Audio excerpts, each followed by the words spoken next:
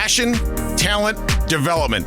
NCAA hockey offers all that, and its players graduate at a 93% rate. Trevor Zegras. And they score on the lacrosse move! Jake Gensel. Gensel banks it towards the goal. He scores! Cale Makar. Cale Makar, he scores! Stars on campus before the NHL stage.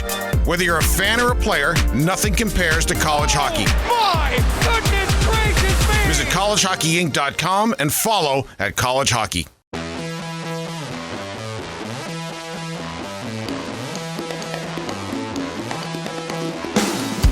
Welcome to College Hockey Today. My name is Jayson Hajdu with College Hockey Inc., joined as always by Grand Forks Herald hockey reporter Brad Schlossman. Schloss, conference play is underway across the country. You got a firsthand look at the big line from Minnesota Duluth last weekend, and then Saturday, I guess it was Ben Strinden night at the Ralph. We'll talk about that a little bit too. What were your thoughts seeing the Plant Shagabe line in person for the first time this year? Yeah, they're really good. I think I think they're a pretty good combination where Zam can really shoot the puck and he can do other things too. Jayson Hajdu is a really, really smart player and a great passer. I've actually watched Jayson Hajdu play since he was like a freshman in high school because he's from around my area. And if you are familiar, he was at Warroad, and so he had line mates like Grant Slakinski, who's leading Western Michigan in scoring. He played with St. Cloud State's Damon Gardner. I was like, I covered his sisters at North Dakota. How am I forgetting a name? Damon, but he played with some great players at Warroad, and just the way he sets guys up is really impressive. And then the third guy, while those two guys are really good, I think Max is different. Like, he is a legit Hobie candidate. He's so smart. He can be under duress and just make a play to an open guy that's behind him where you're like, how in the world did he even know that was there, and put it right on the guy's tape. He can shoot the puck too, but the way he makes plays and gets it to open guys is just he's really, really an unbelievable player. So his line mates are great. Max is a Hobie guy in my book. He's currently the national scoring leader, 19 points in 10 games, a plus 13 rating. Yeah. Also, so far this year, I think there are like 5 guys in the country with double-digit plus minus, and 3 of them are on Minnesota Duluth. So they took the first game at North Dakota Friday. North Dakota bounced back Saturday. A career night for Ben Strinden on a pretty special night for his family. Yeah, they recognized it was Parents' Night at Ralph Engelstad Arena, so they recognized the parents but during the first intermission. Ben's father passed away this summer to brain cancer. They did a moment of silence for him before the game and recognized him. And Ben Strinden, who had never had more than 2 points in a game, went out and had 4 points. And in a post-game interview, you could tell how much that meant to him to do that on that night. So really special night for Ben for sure. An emerging story nationwide right now. I have no segue here. We're just going to get right into it. Injuries. Yeah. And this is not comprehensive, but just some of the names right now that are dealing with something more than day to day at the moment. Cole Iserman, week to week. Aiden Fink, out indefinitely. Henry Muse at Michigan, season-ending injury. Tanner Hendricks, 3 months possibly. Boston College was without both Andre Gasso and Oscar Jelvik. I guess Gasso may be back in January. Max Burkholder at CC, and he's not the only one there either. Western Michigan, Minnesota, there's just teams getting crushed right now by injuries. Yeah, it's there are a lot of injuries. And one of the things that jumps out is we're talking like premium players. Yeah. We are talking guys who are, first pair D, guys who are Hobie candidates. I mean, Fink was a Hobie finalist last year. I think we all expected Cole Iserman to be in that mix this year. And yeah, not only is it, Burkholder at CC, but then you got his, Philip Blaise Savoy. And that's, you could probably make an argument they're two top D. Western is, Zach Sharp did not play in Univaisinen, who is one of the best defensemen in the entire NCHC. And Minnesota already has a defenseman playing forward. So we have seen a lot of injuries right now come early in the season. Yeah, and it's premium players. And we're not talking like what everyone's got the guys that are out for a week or here or there. We're talking long-term injuries here, 3-month type injuries to a lot of these guys. So yeah, they're all over the place. Yeah, I'm always checking line charts right now as those come out. Implications beyond college hockey too. We're talking guys who might miss World Juniors, Spengler Cup. So some pretty big ripple effects with all of this too. Yeah, Aiden Fink was already named to the Spengler Cup team. Tanner Henricks was going to be a candidate. For those that don't know, he's a St. Cloud State defenseman, played was a really good player in the USHL. Actually, kind of a freak story. His injury occurred after he took a hit from his own brother, Ty Henricks, who ended up getting a major for contact to the head. But Brett Larson said the injury actually happened. It was a freak thing that happened when he fell after the hit. So it wasn't the hit itself that injured him. It was him falling weird. And he was right on the radar for World Juniors, and he was off to a great start at St. Cloud State. So, Brett Larson has to be wondering, like, what is going on? He has the St. Cloud State has had some freak injuries. Last year, Isaac Posh was #1 in the in in saves above expectation. When he's at home, drops something on his foot and is out for 3 months. They had Dylan Anhorn when he was like legit NCHC player of the year contender. Maybe he was the front runner. He gets hurt like warming up before he even goes on the ice one night. And he's out for the rest of the year. I mean, St. Cloud State fans have to be like, what are we cursed with these freak injuries here that are happening to some of the best players on the team? But yeah, what a crazy time. That takes us directly into our What Did We Learn segment from this past weekend. And I know you wanted to touch on the cascading effect of these injuries. Yeah, I think what we learned, we always know depth is vital, but what I'm really looking at is some teams who you look at the guys in the roster who are 13 through 16 among the forwards. So if everyone's healthy, they start the year out of the lineup. On D, you're looking at the 7, 8, 9 guys. Everyone's healthy, they're out of the lineup. It just highlights how important it is to have good players in those spots who are ready to step in and not really miss a beat. Of course, you cannot replace an Aiden Fink or a Cole Iserman, but you can have a player that comes in and is effective. And I watched it happen here, which is why it was at the top of my mind. Josh Zakreski penciled in to play first line right wing. He's out 3 months. They move Jack Kernan into the lineup. And as well as Zakreski played, nobody is concerned about Jack Kernan playing a game. And what does he do? He goes and sets up a big goal in the third period that allowed UND to force overtime on Friday. And so it just highlights that these guys that maybe don't get a lot of attention throughout the year, they can really make a difference when the injury waves come. And we're already seeing how important these guys are to a team. And, I even watched a little bit of CC. They're without their 2D. They're guys that came into the lineup. I know they lost. They were pretty good. They played pretty well. And that's just a really big deal to have guys that are able to step in. I think too, and I don't want to beat this dead horse all season long. I'm ready for some new stories to emerge in college hockey, but with the influx of the CHL players, I think the bottoms of the rosters too, you're right.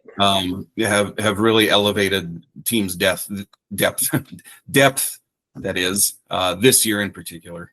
Yeah, and it's not easy to play that role for guys. Like out of the lineup, the guys are unhappy. You probably have to find the right guy who can handle it in the right way. But boy, can that be a game changer? I mean, you and I were both here when a guy named Connor Gorder sent North Dakota to the Frozen Four. That's exactly who I was just thinking of. Yeah, he was a walk-on that they picked up really late, and he could play. And if he couldn't play, they would have been in trouble that year. So, it just is really important to find good players that can step in when these injuries happen. And the teams right now that have those guys who are able to step in are handling these injuries pretty well. There are some teams that maybe don't have guys that are as good as others, and they're going through some struggles. So I think my big takeaway from this weekend was depth. Having good depth is just vital in college hockey. And also, if I want to throw one more thing out there, I still believe 26 man roster limit is too small for teams that opt into the house settlement. There are going to be teams that get into really tough situations with injuries. I do think at some point we're going to see teams that can't fill out a full lineup, that maybe I don't know what they're going to do in goal if they have injuries there. I think there needs to be some sort of adjustment there. I can't imagine another sport that's this tight on a roster limit. So that's my other rant. Yeah, you and I have both seen on multiple occasions prior to this year teams that, due to injury and illness, just could not fill out a full lineup, and that's pre-roster limits. So you cross your fingers that's not going to be devastating to too many teams here, but it almost feels inevitable. You're right. We saw like 4 teams pick up goalies mid-season, and even if it's a club goalie, right? Like you have that wiggle room to say, hey, here's a club guy. He played junior hockey. He can come in and, hopefully he doesn't have to play. In some cases, they did. Was it Merrimack last year that had to use a club goalie? But they had the wiggle room to add a guy. And, even when you think about the health things, if you're practicing and you only have one goalie healthy for practice, you should bring in a club guy that can help a team out. But they don't have that option. I'm not sure if they do have that option right now. So that's my other rant.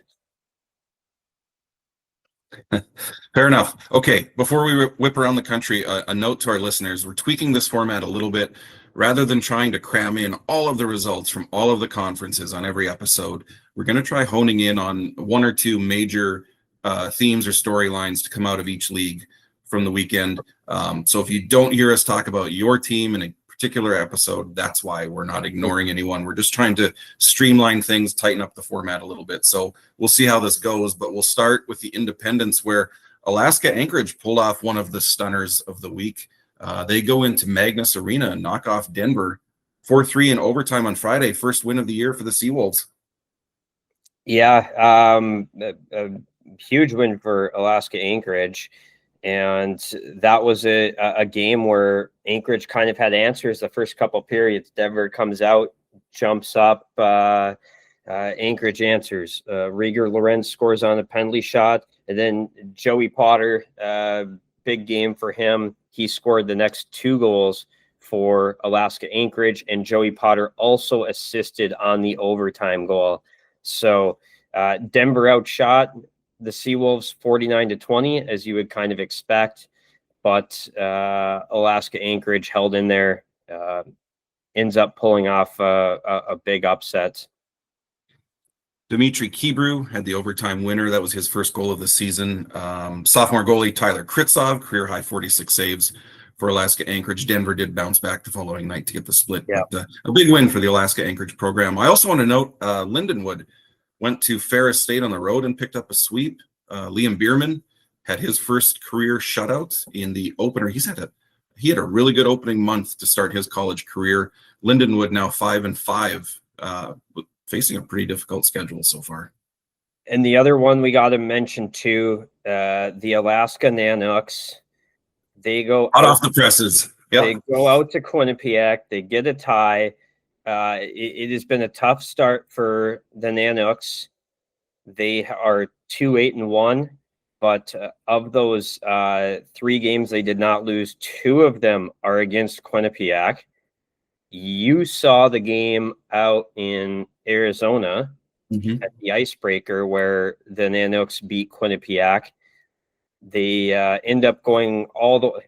Can you imagine how long that trip must be, by the way, from Fairbanks to Hamden, Connecticut? Corner to corner, yeah. That might actually be a great story. Should kick tires on how they made that trip, how many airports they were in, how long that took. The Quinnipiac outshoots the Nanooks 41-16, but Alaska gets a late game tying goal on the power play to get a tie in that one. Lassie Laddie with 39 saves. Yeah, that was Tuesday night. We're recording Wednesday morning, so that one is hot off the presses. Some interesting results from independent teams in the last week. Yep. Let's roll over to Atlantic hockey. We're going to zoom in on Holy Cross a little bit. They picked up a win and a shootout win against Sacred Heart. Really good weekend for Jack Stockfish. 3 goals, outstanding series on the face-off dot. A nice showing for Holy Cross. Yeah, Holy Cross started the year with one of the nation's most difficult schedules. The Crusaders played at Northeastern, at Maine, and home against Quinnipiac. That's 4 of their first 5 games. And Holy Cross lost all of them. So the record, is 1-4, 1-5 after the start. And all of a sudden, Holy Cross plays Sacred Heart, one of the favorites in Atlantic hockey, and 5-2 win for Holy Cross on Friday, 2-2 tie on Saturday. And that was kind of a message that the Holy Cross isn't going anywhere in the Atlantic race. And maybe that the really challenging start is something that is going to help the Crusaders now that they're in Atlantic hockey play. We're going to mention Jack Stockfish probably a lot this year because I think he's going to be a candidate for Player of the Year in that league. I think he's going to be a candidate for the Spengler Cup team. I think if I'm in management, he's a guy I'm trying to recruit. He's going to be one of the guys that we mentioned on our show about NHL free agents and who NHL teams want to sign after the season. He's a 6'4" forward. He had a 1 goal on Friday night, 2 goals on Saturday night. And what did you say his face-off numbers were? He was 31-11 over the 2 games. I think like 16-5 and 15-6, something like that. All-around player. He's a guy that defends hard, scores, and so that's but a guy who maybe has flown under the radar the last few years that's been really important for Holy Cross this year is Connor Welsh. He, as a freshman, played in 13 games, 0 goals, 1 assist. Sophomore year, 0 goals, 3 assists. So he enters this year having played 46 games and he had not scored a goal. Connor Welsh has 4 goals, 2 assists, and 6 points already this season. He scored at Alfond, included in this start. So I was kind of fun to see these guys who have breakout years and kind of bide their time. And Connor Welsh, a great surprise for the Crusaders early this season. 4 goals and 10 shots so far this year. 3 of his goals in league play, which you would like to see also. But yes. Just going back to Jack Stockfish a little bit. Yeah, I mean, a 6'4", 215-pound forward that can win draws, scored 15 goals last year. He's going to be in demand, like you said, NHL and possibly Spengler as well too. So a really good weekend for Holy Cross. Oh, I'm sorry. The one other guy we needed to mention too is Mac Oliphant on the blue line. Yeah. He played 29:01 on Saturday. So this guy is he's an anchor for this team. He had a big season last year with 29 points. He has 4 points so far this year, but this is a guy that if you watch a Holy Cross game, you're going to see a lot of Mac Oliphant on the ice. Big 6'3" defender, and he's an Iron Man for that team. Holy Cross will host Niagara this weekend in Atlantic hockey. Also note just sweeps everywhere else in that league. Bentley over Mercyhurst, Robert Morris with a sweep over Niagara. Air Force swept Brown, and RIT went into Colgate, picked up a sweep there.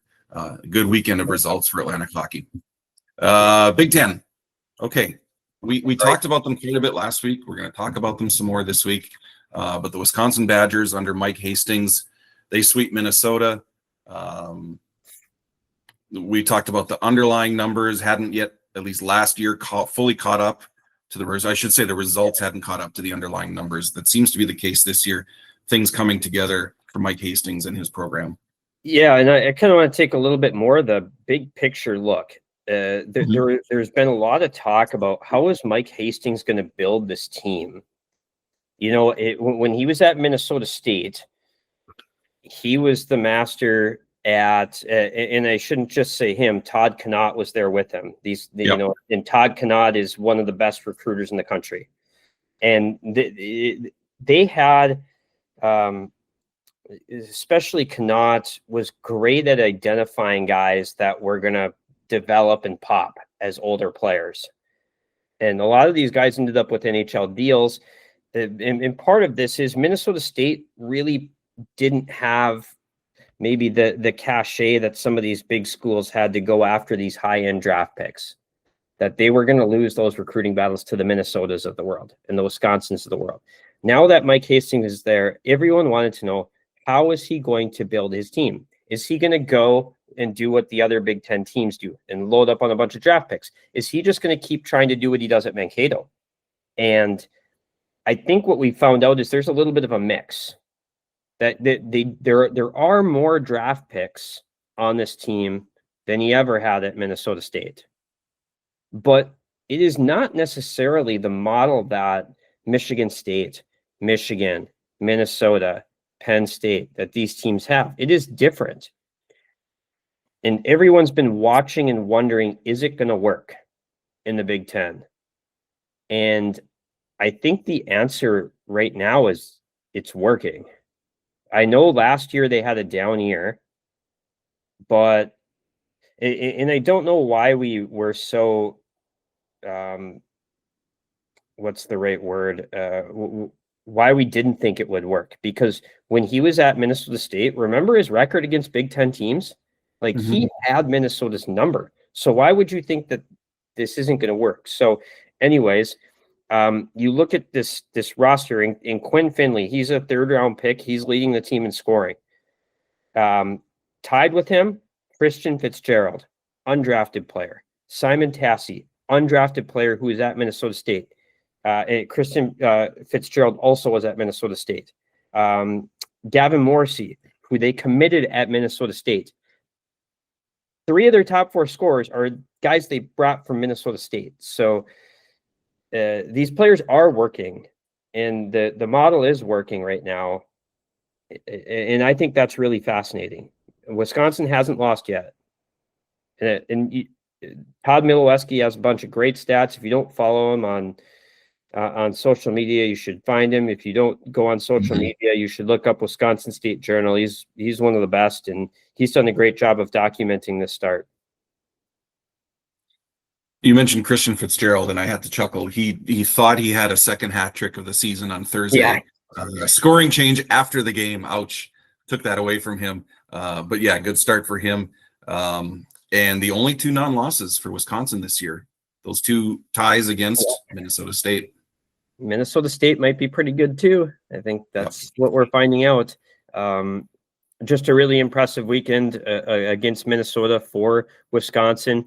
And that also sets up, I think we'll run down some matchups coming up. Yeah. Wisconsin going to Yost this weekend is going to be a tremendous series. Penn State stayed hot. They swept Ohio State on the road. Michigan stayed hot, sweeping Notre Dame on the road. I think we'd be remiss too. We generally touch on the positive here for the most part, but I think we'd be remiss if we didn't talk a little bit about Minnesota's struggles so far, getting swept at Wisconsin now. It's been a really tough start for the Gophers. It has 2-7-1 right now. And I think, Minnesota, that's one of the teams I'm talking about with depth. Minnesota ended up going with 14 forwards this year. A lot of teams have 15 or more. And there's some injuries there, and all of a sudden there's a D-man playing forward already. And, they're probably looking over at the WHL and seeing Jacob Kwasnika leading Penticton in scoring. And I know Jacob Kwasnika is going to be a better player when he comes next year for this year in juniors, but they could use Jacob Kwasnika right now. It's been a tough start. They're having a tough time generating shots on goal. And the schedule, like I don't have the numbers in front of me. Strength of schedule. This schedule, I have to think is at the top or near the top, toughest in the season in the country. And that's a big part of it. It started with Michigan Tech, and then Boston College, North Dakota, Minnesota Duluth, Wisconsin. So you're dealing with all these ranked teams, and Michigan Tech's the only unranked team, and I think Michigan Tech's pretty. That's a good team. So we'll see. Minnesota hosts Notre Dame this weekend, and their next 3 weekends are at home. Minnesota, they play Notre Dame, Long Island, and Penn State. But they're having a tough time generating shots right now. I think I looked it up on after Friday's game, and in the last 5 years, I think I counted Minnesota has been held under 20 shots on goal 5 times in the last 5 years. They were held under 20 shots 5 times in the first month this year. So, yes. Tough start, a big hole to climb out of, but if nothing else, they can look right in their own conference and look at Penn State a season ago. Yeah, no kidding. This season, there's a lot of runway ahead of them still. Yeah, they really need to get healthy. They need Cal Thomas back on the back end. They need Teddy Townsend back. They really need Tanner Ludke up front too. This is a fairly young team. You take out Cal Thomas and Tanner Ludke. Those are 2 guys who you're planning to lean on this year. For sure. I thought I saw Ludke maybe back this week. Apologies if I got that wrong, but I thought I saw that float by in my social media feed. Okay, let's move on to the CCHA, where you're keeping an eye on Bemidji State. Fascinating roster construction. Max Hildebrand playing well. They're unbeaten in league play through 4 games, coming off a couple of overtime games at Bowling Green with a shootout win and a win, an overtime win. So your thoughts on the Beavers so far? Yeah, I think there's, their only losses this year are in the NCHC. And Bemidji State goes and loses 2 to St. Cloud State, a couple close games, loses 2 to Minnesota Duluth, and they're 2-4. And then really the big weekend that, they go and sweep a good Augustana team. And that was really impressive. Now they go on the road to Bowling Green and get a shootout win on Friday and an overtime win on Saturday. And all of a sudden, 3-0-1 in CCHA play, a great start for Bemidji State.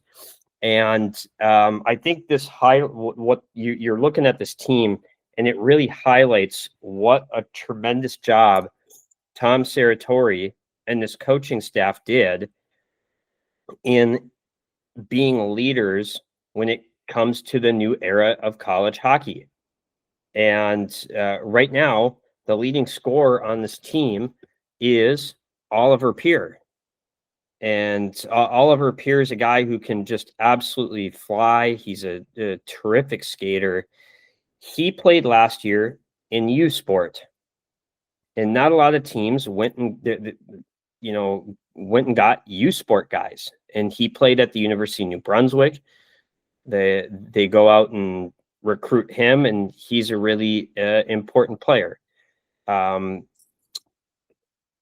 of their other leading scorers, Max Nemestikov, he's just a straight up CHL player. He played at Guelph.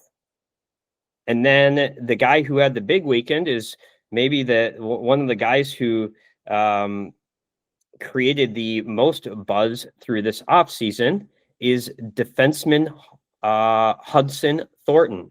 Hudson Thornton is the guy that played in the ECHL last year. On Saturday night, he had the game winner, didn't he? He had the game winner. So Bemidji State is down 2-0 in the third period. Hudson Thornton has primary assist to tie it up, and then game-winning goal. He played 30 minutes and 7 seconds on Saturday. Jeez. So he was a horse for the Beavers. But when you look at all these guys that are leading, you have a CHL guy, a U Sport guy. And Tom Servatore was really the first coach to say, let's see if we can get an ECHL guy through. I know a lot of fans here have differing opinions, but on whether these guys guys who have played pro games should be eligible. But that is for the NCAA to take care of. As a coach, your job is to do what you can to put your team in position to win. And Tom was the guy who said, you know what? I saw this happen in basketball. Let's try this. And it worked. And he was one of the first guys to go up into the WHL. And he was watching and scouting and recruiting those players before the rules changed because he anticipated it was going to happen. They committed Max Hildebrand really quick after that rules change. And if you haven't read the story on Max Hildebrand, the goalie, Jared Ribedo from the Bemidji Pioneer wrote a fantastic story on Max Hildebrand, who had to play in the WHL playoffs against his dad's team. And I think he had an unbelievable goaltending performance one of the nights, but it was just really funny reading that dynamic. Anyways, you look at Bemidji State's roster and you were just like, hey, Tom Servatore embraced this more than almost any coach in the country. So who says old dogs can't learn new tricks? Tom Servatore, one of the most veteran coaches, and boy, was he on the cutting edge of this whole thing. And yeah, all summer he was clearly champing at the bit to enter this brave new world. Listen to this. They've played 10 games this year. 18 players have scored a goal. Wow. 18 players. They're getting the goaltending, not just from Max Hildebrand. They're getting it from Rathan Robbins too. Yep. It appears to be, again, we're only through a month here, a really well-built roster. For sure. I mean, they just added a lot of depth. You know, I see like Kirkland Irie is like 6th, 7th somewhere in scoring. And, you know, I penciled him in as their leading scorer. He's a really good player. So yeah, 18 goal scorers. He's not one of them yet. No, that's right. Yeah. I mean, and they've had injury issues with Issa Parake, who is probably their number one guy coming into the year. And once he gets, up to full speed, Parake is going to be one of the best players on the team. Real quickly, here's some other results around the CCHA. Augustana swept Northern Michigan, Minnesota State and St. Thomas with a series split. Michigan Tech went into North Country, went 1-1. Lake State did the same and went 0-1. So some positive results out of league play also for the CCHA. Let's talk ECAC. Sorry, did you have something to add there? 0-1 or Lake State went 1-0-1. Yep. Yeah. So good stuff out of the CCHA and the ECAC. I want to talk about Cornell and their split at UMass, a 2-1 loss, and then they bounced back with a 3-1 win on Saturday night. That's the first win for Casey Jones as the head coach of his alma mater, taking over for the legendary coach Mike Schaefer. Alexis Cournoyer debuted between the pipes for Cornell in that Saturday game as well and stopped 34 of 34 shots in the win. And I think that's the big story. Alexis Cournoyer came in as a very highly touted goalie. And this is a program that has had so many great goalies over the years. I mean, you can think of, back to Ken Dryden and Ben Scrivens and David Lenevu and David McKee. And it just seems like it's been one guy after another. And the last few years, the guy has been Ian Shane. And Ian Shane is gone. Remington Keppel is a senior, so he's going to be in the mix too this year. I think they both started the game, but I think the big question on everyone's mind is, can Alexis Cournoyer be the next really good Cornell goalie? And when he comes out and stops 33 of 34 shots in his very first game against a team like UMass, you're like, okay, here we go again. He's a 6'4", 205-pound goalie. He's drafted by the Montreal Canadiens, 5th round pick. I'm guessing some Cornell fans are pretty excited about their future with Alexis Cournoyer. Gio DeJulian scored in both games. He's a freshman, scored in both games for Cornell. Interesting note in their gamer too, and I should have written this down, but I can't. That what he did, a freshman scoring in each of his first 2 games, really rare. There were 4 players listed, and I'm totally drawing a blank. I should have been prepared for this, but go to Cornell's website, read their gamer from Saturday.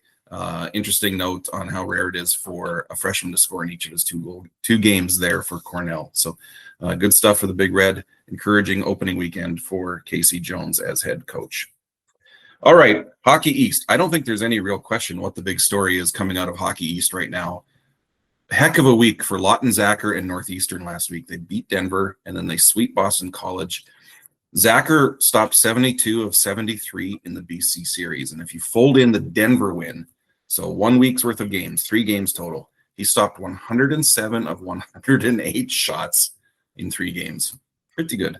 Just an incredible start for Lawton Zacher. He spent the last 2 years at Brown. He was a very good goaltender there. Yep. He had 909 as a freshman, 917 as a sophomore, and now he's at 952. He's got a couple shutouts already. And the other thing that you're looking at is just the teams he's played in the last 4 starts. Being able to do it against UMass and Denver and BC. I mean, he is going through really, really good offensive teams. And just a great start. I thought Northeastern might be too young this year. That's why I had them a little bit lower. But I feel like Northeastern had one of the best recruiting classes in the country. We always talk a lot about the NHL draft picks, and for good reason. They're often really good players. But sometimes we overlook the guys who are great players who are not drafted, and they had a class like that. You look at the leading scorers from the USHL last year, and how many of the top 15 or 20 guys are in this freshman class from Northeastern. There's a lot. And we're already seeing, Giacomo Martino, he was one of them. And he what was he, first or second in the league in scoring? And he's off to a really good start. He's got 4 points in 6 games. Hajibi had 3 points in 6 games, and he's going to be one of those guys. Jack Pachar, he's going to be a really good player. Dylan Compton was probably top 5 in the USHL in scoring last year and got Waterloo to the, within a goal of winning the Clark Cup. So this freshman class really has some great players. I just thought, this team is still a little bit young. Not a lot of, and maybe the big key is one of the guys who is older is Vinny Borghese. And there is not a player in college hockey who plays more than Vinny Borghese. He was number 1 in the country in minutes played last year. He's number 1 so far, the last time I looked, in minutes played this year. He is a guy that is just an anchor for this team. probably a guy that I think ends up getting a call for the Spengler Cup. Makes sense. A senior that's been around and can play that many minutes. So he is a key piece to a team that's actually a little bit young and maybe ahead of schedule. Just scrolling some numbers here while you were talking. Zacher's save percentage is .952. In his 3 Hockey East games, that's .970. That'll be a boatload of games. And you look at the rest of the save percentage numbers in Hockey East too. It's Northeastern at the top comfortably. Like, they are getting the goaltending. They are getting outshot pretty consistently. You'd like to see that that gap close a little bit, if not flip. There's only so long you can ride a hot goalie in college hockey, but so far so good at Northeastern. And maybe part of that is some of these really good young players, it's going to take a little bit. But by the second half, that's when some of these guys, I think you're going to see pop. A lot of these names you're going to see for the next 4 years in college hockey, and they're going to be like great college hockey players. This is a fantastic recruiting class. I feel both Northeastern and Lowell have really good recruiting classes that are kind of these under the radar classes that are going to be great for 4 years. I just was like, are Northeastern and Lowell too young to start? But great classes to build on for both programs.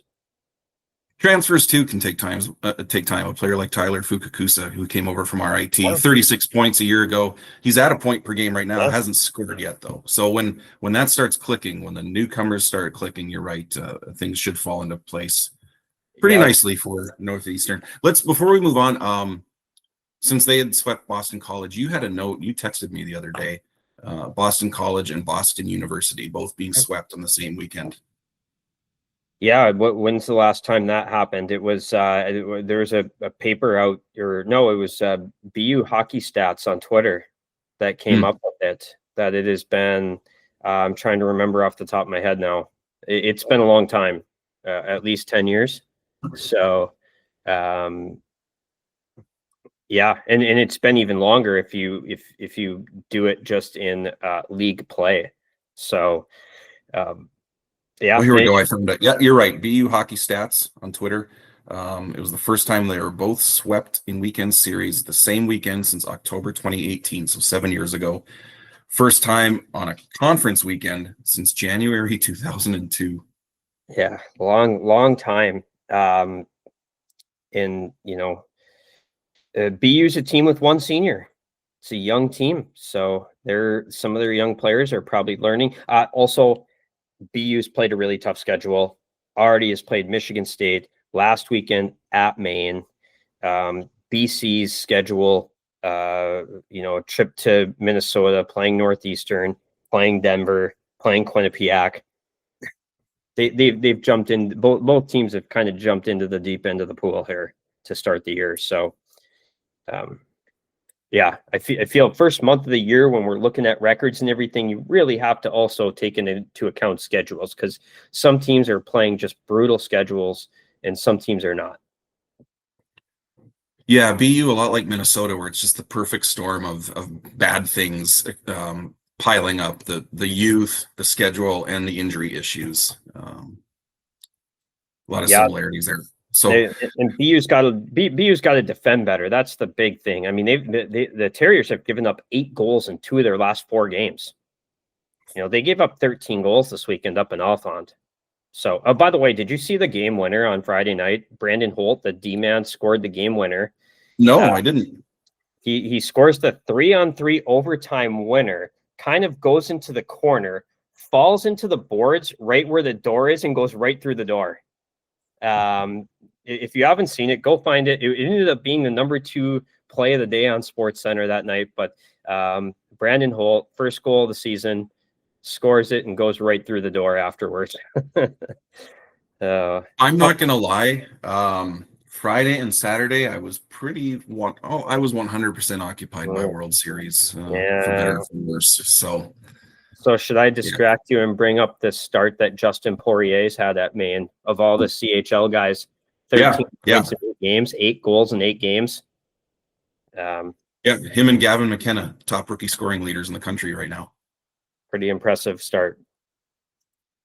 Okay, let's wrap up with the NCHC. We're going to focus on St. Cloud State. Their offense is humming. They've scored exactly 5 goals in 4 straight games.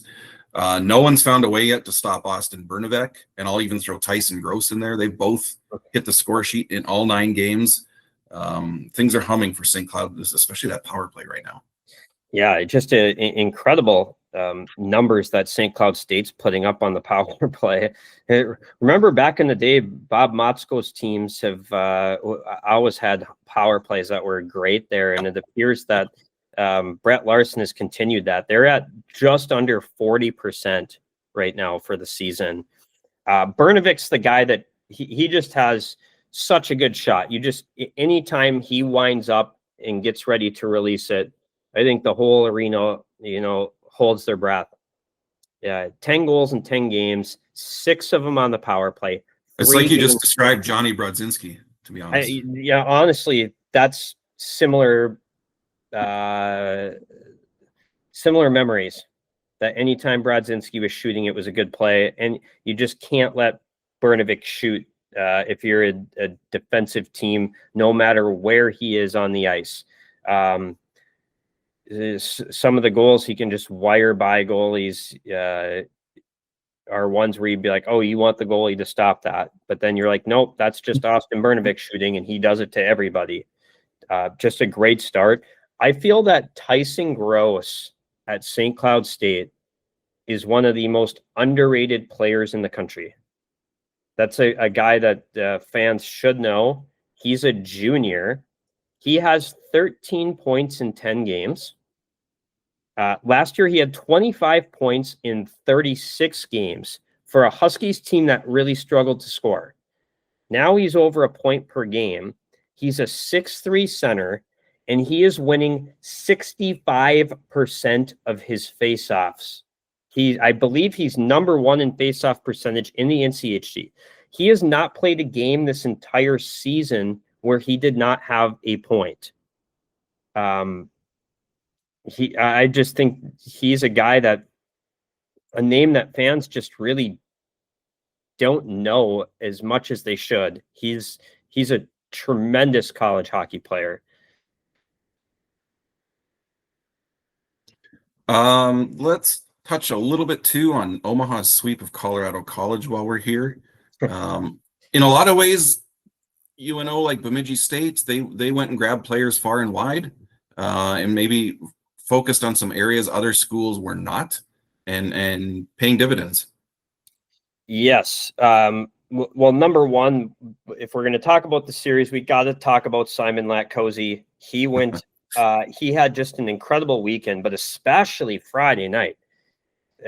CC had a great game Friday night, and Simon Latkozy, as he does, ruined it. Omaha has given up 40 or more shots 3 times this year, and they are 3-0 in those games. Last year, Omaha gave up 50-plus shots 3 times last year, and they won 2 of them. You were at one at the icebreaker. Yeah. So he's done this before. But yes, they did add some really good players from Canadian U Sport.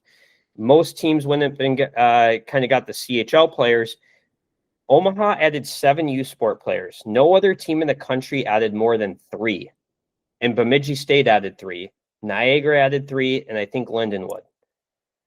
But why, the reason why Omaha went so heavy in U Sport, head coach Mike Gabinet, before he came to Omaha as an assistant in 2016, he was a head coach in U Sport. His grandfather, Claire Drake, was Legend. The head coach at the University of Alberta for 26 years and was inducted into the Hockey Hall of Fame in Toronto. So an absolute legend at the University of Alberta. Mike Gabinet went up to his grandpa's old school and grabbed their 4 best players. He also added some other guys. Maxime Pellerine, 8 points in 6 games, 5 goals in 6 games. Pellerine looks great. Sean Chagall is playing first-line center for them right now. And then on the back end, 2 guys who were notably really good. Aiden in De La Gorgendere, he is 6 points in 6 games. He's anchoring the first power play unit. He's adds a lot of offense, scored against UMass this year. And then the other guy who doesn't have the numbers yet, but looks really impressive to me when I watch, is Marc Lajoie. Omaha's a smaller team, but Lajoie is a 6'6" defender who can get up in the play, protects pucks well. I think Lajoie is going to be a terrific college hockey player. Man, a lot of teams getting goalied early on in the college hockey season. And if you're going to play Omaha, you're probably going to be one of those teams. Yep. Omaha just seems Simon Latkozy has a long history of doing that. He's kind of over and over throughout his career. It's almost like when he sees a lot of shots, he sure can do it. But yeah, I mean, he did it on Friday. Like you said, Alaska Anchorage did it to Denver. Zacher's doing it to everybody. Nate Krawczyk, RPI, 45 saves against Union. So that was another hot goalie game. As last weekend turns into next weekend, just some great matchups. I was just scanning the schedule and made a note of a couple of them. We've got Maine at UMass, Cornell and Harvard, Quinnipiac and Yale, the Battle of Whitney Avenue. St. Cloud State will go to Duluth. Denver goes to Western Michigan. We mentioned the Wisconsin at Michigan series. Penn State goes to Michigan State. Just another absurdly entertaining schedule on tap this weekend. Yeah, this is going to be another great weekend. It seems like we're jumping into some great conference matchups right away. I try to watch some of these games when I get back, and I can't watch all of these. I'm going to run out of time. Yeah, when do you even choose to watch on Monday morning? Yeah. And speaking of Simon Latkozy, you'll get to see him firsthand this weekend. Another good matchup this weekend. I will. Heading down a little bit after we record this, getting in the car, driving down Interstate 29, which takes you straight into Omaha to see this new look Omaha team. North Dakota and Omaha have played a lot over the last few years, including playoff matchups in 2 of the last 3 years. And This is a roster where I think a lot of fans are going to look at this roster and be like, I don't know any of these guys because there's so many new players, but I've been watching their games and quickly getting to know some of these new players, and they're very good players. And as you mentioned, a lot of these youth sport players are leading the team in scoring. So Omaha had a lot of success with transfers last year. Top 4 scorers on the Mavs were NCAA transfers. Now they're having a lot of success with U Sport transfers. And I also want to say that the U Sport guys are not coming in as freshmen. They are like college hockey transfers. Like these guys who, a lot of them, the guys that Omaha got played 1 year. So they're coming in as sophomores. So it's looking forward to the weekend. Anything in the hopper that we can look forward to? You know, I'm kind of detailing just that Omaha was how they went and got these players, working on some columns which kind of reflect what we've talked about with the need for depth in college hockey and some of the injuries that teams are going through. Hopefully have some updates on some of these guys pretty soon too, to see what sort of timelines we're looking at. But I think we covered a little bit of what I'm writing about this week. Very good. Safe travels. Enjoy the trip. And when you say I-29 straight to Omaha, you are not kidding. It is straight. Yeah. You could put it on cruise and take a nap. I swear. It is one street that goes all the way from Grand Forks to Omaha. It is 7 hours, so it's a little bit of a way. But it's a very easy drive. Easy drive, as long as you don't require scenery to stay awake. Absolutely. That's true. Safe travels. Thanks as always for joining us. Thanks to Chris and Kate back in Fargo for all their work behind the scenes to get college hockey today out to all of you. And thank you all for listening. Enjoy the hockey.